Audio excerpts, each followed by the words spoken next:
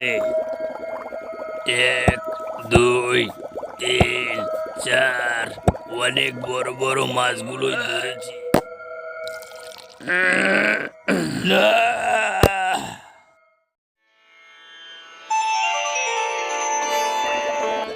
অনেকদিন ধইরা পাহারা দিতাছি, তারপরেও কেমন জানি পুকুরের মাছগুলাই কইমে যাইতাছে, উবে যাইতাছে নাকি এটা তো আমি বুঝতে পারতাছি না। কখন লইরা চইরা বইতে হইব, কখন যে মাছগুলা চুরি হইয়া যায় তা তো আর কোন যায় না। তখন আবার মালিক আয়া কত গালাগালি করবো, বেতন থেকে আবার কাইটাও নিতে পারে। না, সিকিউরিটি টাইট করতে হইব।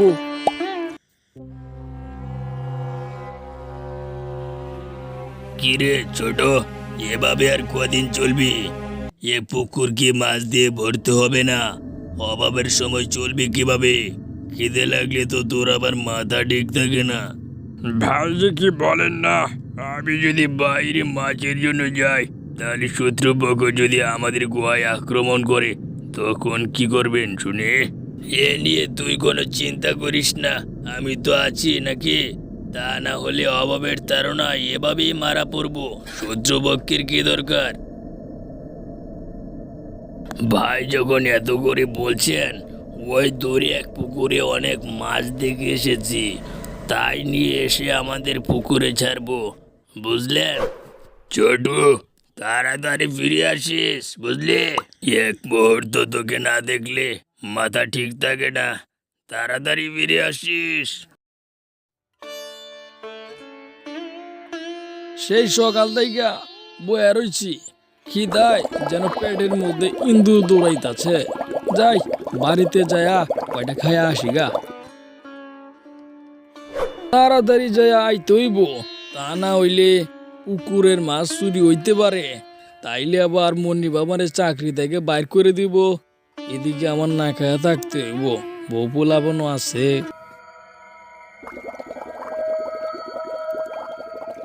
আজকে তো দেখি ঠিক সময় এসে পড়েছি। এ পুকুরে কত মাছ! তাড়াতাড়ি মাছগুলো নিয়ে গুহায় ফিরে যেতে হবে, তা না হলে গ্রামবাসী আবার আমাকে ধরে একচোট ধোলাই করতে পারে।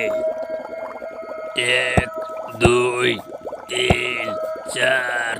অনেক বড় বড় মাছগুলোই ধরেছি, কাল বাকিগুলো ধরবো। এখন তাড়াতাড়ি বাড়ির দিকে চম্পট লাগাই। আরে আরে, ওইটা কে রে? আমার মনিবের পুকুর থেকে মাছগুলা চুরি করে নিতেছে। আরে, ওইটা তো দেখি রাক্ষস।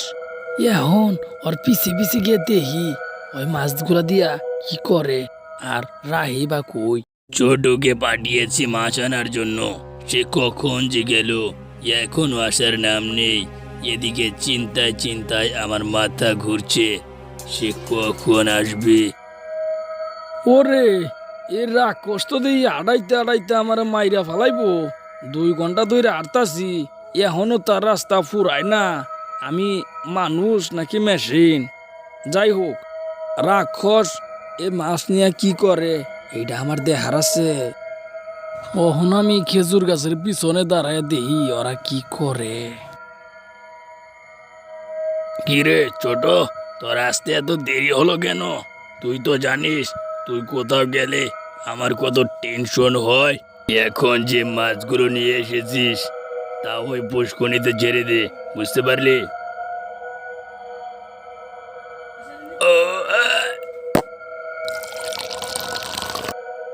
কিরে ছোট, রাগ করেছিস নাকি? নাকে কেমন একটা মানুষ মানুষ গন্ধ পাচ্ছে। ওরে, ওই খেজুর গাছের পিছনে ওটা কি দেখা যায়? কিরে মানুষের বাচ্চা, তুই কি ভেবেছিলি তুই এখানে আছিস আমি বুঝতে পারবো না? এদিকে আয়, তা না হলে গর্দান উড়িয়ে দিব। আমার হাতে কি দেখেছিস? হাই রে, ধরা খেয়ে গেলাম। দেহি মাফ চাইয়া।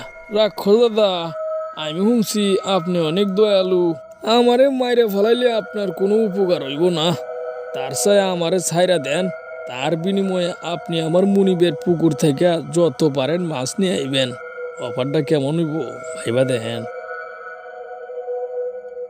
না, তোকে কিছুতেই ক্ষমা করা যাবে না। যে মুনিপ তোকে খাদ্য দান করে তুই তার সাথেই গাদ্দারি করিস। আমার সাথে গাদ্দারি যে করবি না তার কি কোনো গ্যারেন্টি আছে? না, তোকে কিছুতেই ক্ষমা করা যাবে না। আজকেই তোর জীবনের শেষ দিন। না।